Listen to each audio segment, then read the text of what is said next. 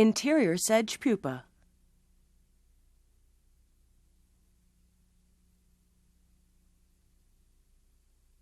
Step 1. For this fly, we're going to use a number 10 2X dry fly hook or a nymph hook, and some 6/0 olive thread. We want to make sure we coat the base. Step 2. We're going to weight this fly with some .02 lead wire. And for the most part, we want to just weight the back half of the fly because we're going to create a little bit of a bulbous butt end to it. Is that the right size wire for the hook, or can you use thicker wire? You could use slightly thicker wire if you like, or slightly thinner, just depending on how much weight you want to use.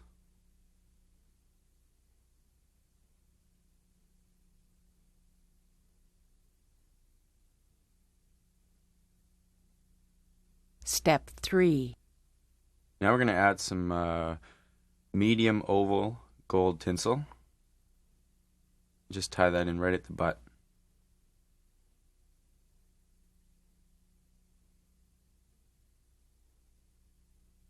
Now with the lead wire, you want to cover it up and coat it the best you can with thread and taper both ends of the lead so that it's slightly cigar shaped. And it's best to get rid of as much of that lead as you can so that the lead doesn't leach through the material later on.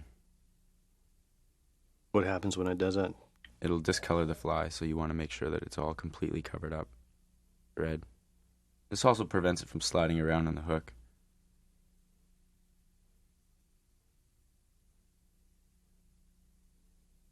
Step 4.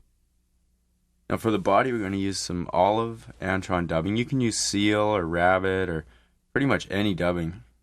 This is nice because it gives you a bit of sparkle. And again, we're going to try and build the back of the fly up a little bit more. Keep the end of the dubbing noodle nice and tight. Start back right where the hook bends.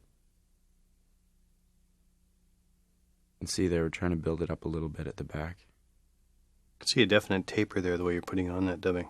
And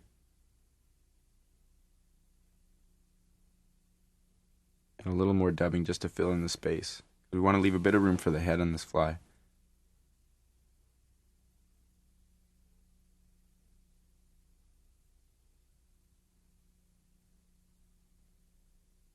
Step 5.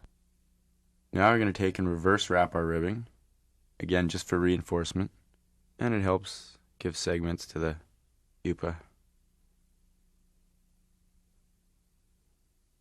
Make sure that's tied off nice and tight so it doesn't slide around on the...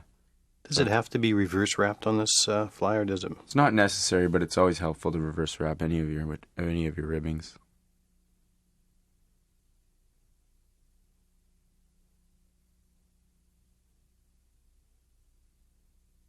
Step 6. Now what we're going to do is put a couple wings in on this pupa. And you want to get them from a matching pair of duck wing feathers. One from either side.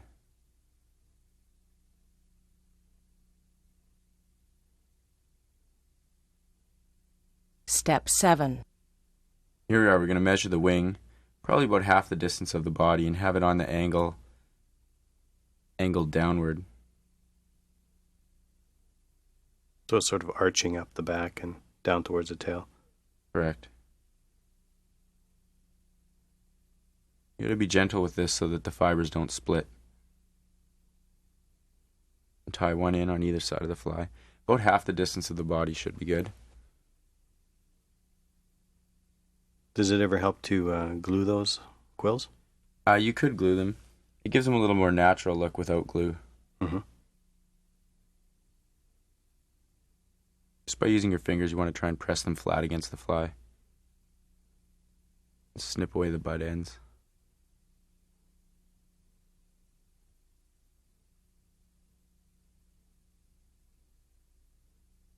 Step 8. Now we're going to take and put a couple antennae on this pupa.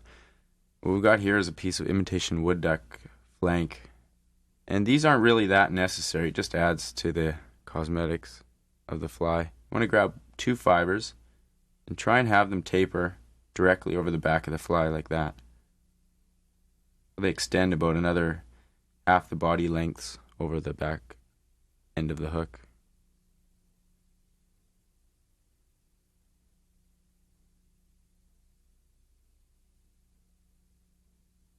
Step 9. Now we're going to add some legs. We're going to use some speckled hen saddle here. You can use just about anything you want, grouse or partridge or hen neck or saddle. This is just something nice brown speckled. Gather a little clump, build off one side of the feather. You can turn your fly upside down, or now we're going to tie that in as a beard, just so maybe it reaches close to the hook point. Again, length isn't too important, really. Trim that off nice and neat to make sure it doesn't get in your hook eye.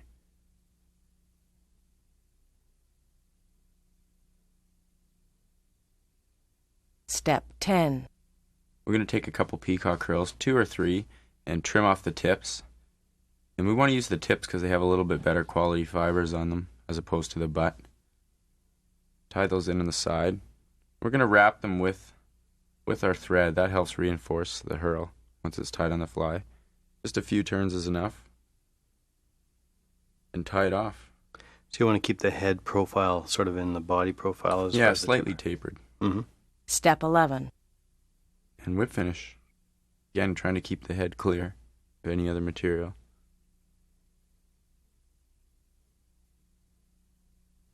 There you have it. That's an excellent caddis pupa tied in sizes 16 to size 6.